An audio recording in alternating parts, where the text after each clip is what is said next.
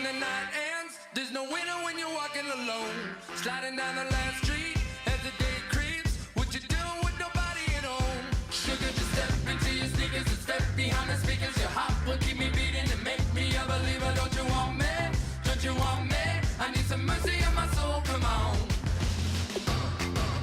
Give me what you got, oh, oh, oh. Give me what you got, oh, oh, oh. I said, roll up, yeah, come get your love. I don't care where we're dancing tonight, just as long as you're there in the break of the light. I said, roll up, yeah, come get your love.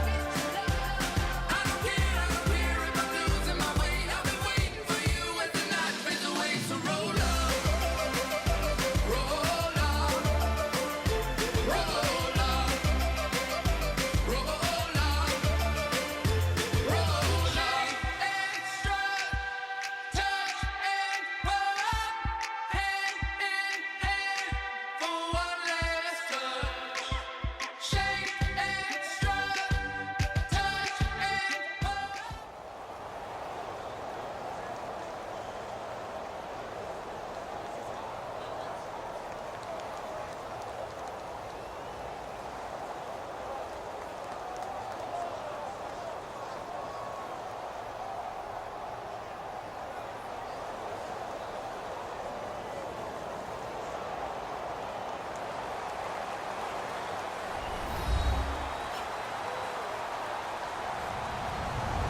Hello, everyone. I'm Larry Ridley. Welcome to the NFL on EA Sports.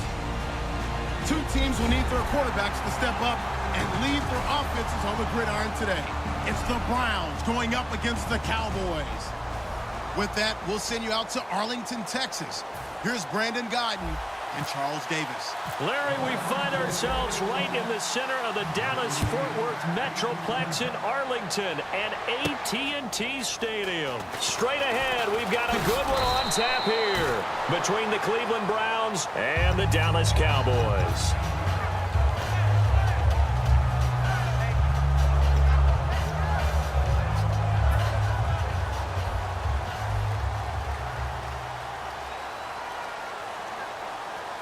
One man in the backfield, Elliott. Prescott, and his first pass here is going to fall incomplete. Cole Beasley, the intended target, and now it's second down.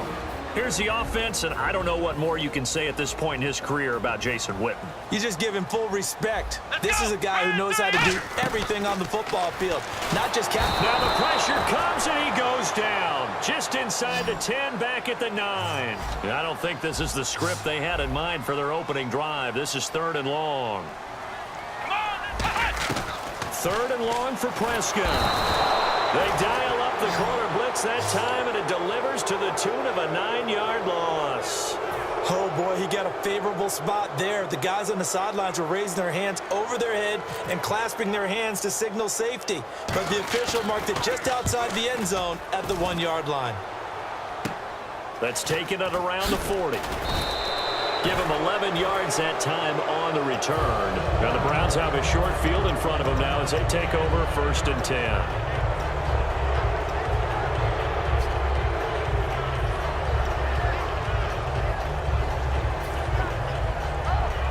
And they'll start this drive with very good field position. Looking to jam the receivers at the line here. Press coverage look defensively. On the ground, this is Isaiah Crowell. And only able to muster a couple down to about the 27. Byron Jones in there to make the tackle. Okay, Charles, who are you picking to highlight here as we show the starters for the Cleveland Browns? I like how you said highlight because I'm going to go with Isaiah Crowell, the running back, because if you go back to his high school days, he was in the spotlight. Actually announced he's going to the University of Georgia holding up a bulldog puppy. Didn't work out there. Went to Alabama State and had a nice career. Undrafted, unheralded, but had a really nice year in 2015, so he's trying to bring the spotlight back. And the defensive starters for the Cowboys, here they are, and it's a defense that through the regular season, #1 against the rush, 5th in points allowed. How have they done it, partner? That's one of the great mysteries out there because in the preseason, we all thought Dallas would struggle mightily on defense. Their pass rushers were not available. We weren't sure what they'd get in the back end and the secondary, but they got great play all the way through, and they were one of those teams that didn't matter who got the credit. Someone would make a play each and every week, and I'm still in shock that Sean Lee, their all-star linebacker, didn't make the Pro Bowl. That is inches from the upright. It's no good. Wide to the left, and this will remain a scoreless game. Everything looked good. Good snap, good hold. Sometimes, though, the ball just doesn't want to go where you want it. And this one winds up no good. Prescott to throw it. And this one caught by Dez Bryant. I know the numbers this season are not Dez Bryant numbers, but something keeps nagging me that he's not on the downside of his career, that he's going to be poised for a big playoff run. There's just something about him and his explosiveness. You mentioned the numbers, 796, 13 games played, 50 receptions, but you still think there's a lot there in the tank. I certainly do, and I think it got off to a bad start for him because he was injured early. Then he had to adjust to Dak Prescott as his quarterback. Remember, he knew what Tony Romo would do in every situation. And I think that Ezekiel Elliott, his ascension, really hurt Dez Bryant in terms of numbers because they became much more of a running team.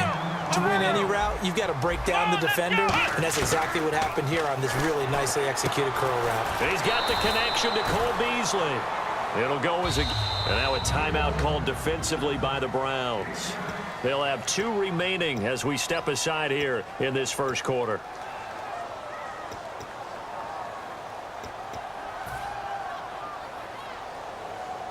First down and 10 now for the offensive group.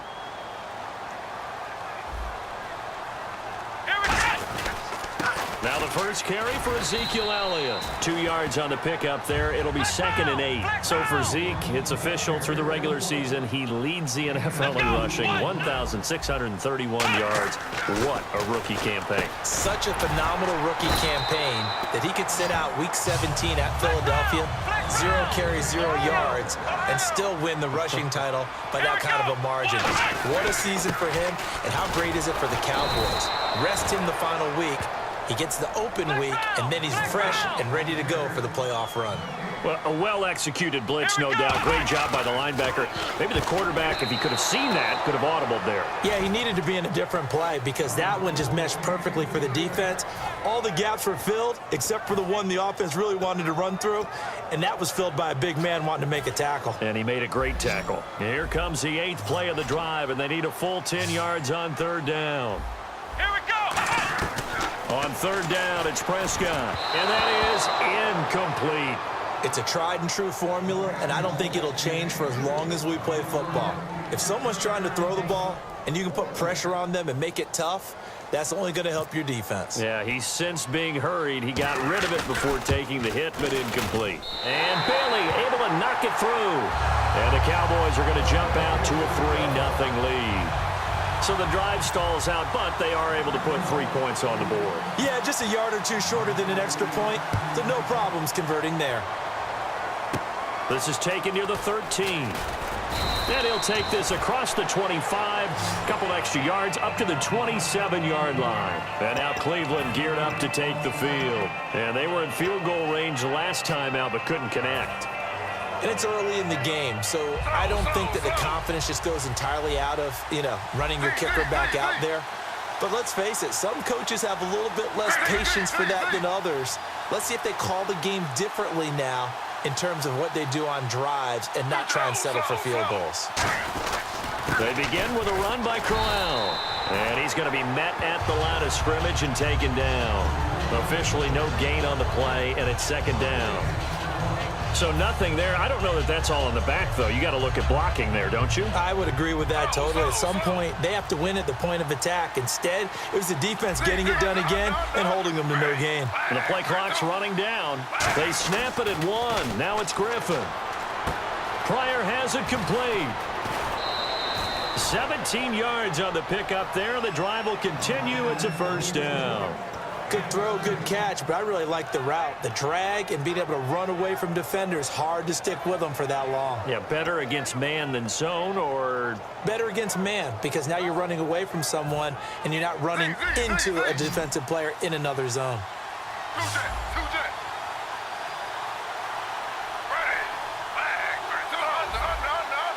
Snap count threw the defense off. 5-yard penalty.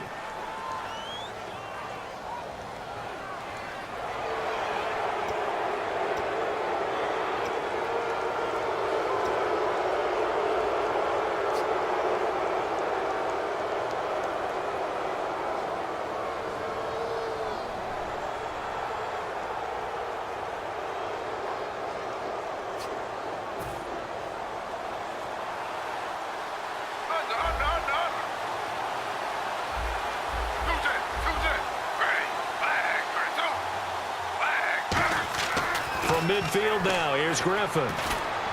The throw to the left side, caught by Coleman. A good gain of 14 there, and it moves the chains. And just a small glimpse there as to why they like this rookie so much. And that's why they lit up a little bit in our meetings with the coaching staff, didn't they? When we talked about him, they did. Yeah, they like his work ethic. This guy's running every route well in the route tree and getting better at it all the time, really honing his game. They expect a pretty good jump out of him as things continue to move on. In today's NFL, you hear all the time about stretching the field and creating space in order to run plays. A toss play will help accomplish that because now you're pushed. And he fires one that's intercepted. Picked off by the linebacker, Sean Lee. And they will take over at the 29-yard line. The Cowboys offense heading back out and ready to go again. And they had 3 points last time, but they didn't want 3 points because they were well within range of scoring a touchdown to see if they can do better now. I'm with you on that one. Let's just go ahead and be frank about the whole thing. The only one happy about the 3-point. The kicker. Exactly. You put it through the post. That's going to help him at contract time. But that offense, they're thinking, let's get in the end zone this time. I don't know if that helped him at contract time. You could have kicked that one through. I don't know about that. Toe bash. I don't know about that. Toe bashed it. Super toe.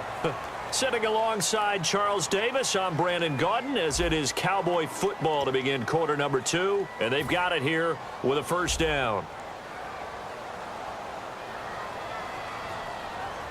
Let's go! Brad 38! On the counter, Elliott. And nothing doing. He's immediately taken down at the line of scrimmage. No gain on the play there. Second down. So nothing there, but maybe you blame that on the blocking. Yeah, at some point, you've got to win at the point of attack. And on that play, that was all the defense. They made it happen.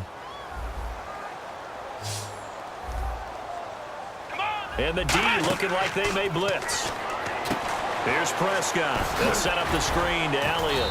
And he'll get it out a couple yards shy of midfield at the 48.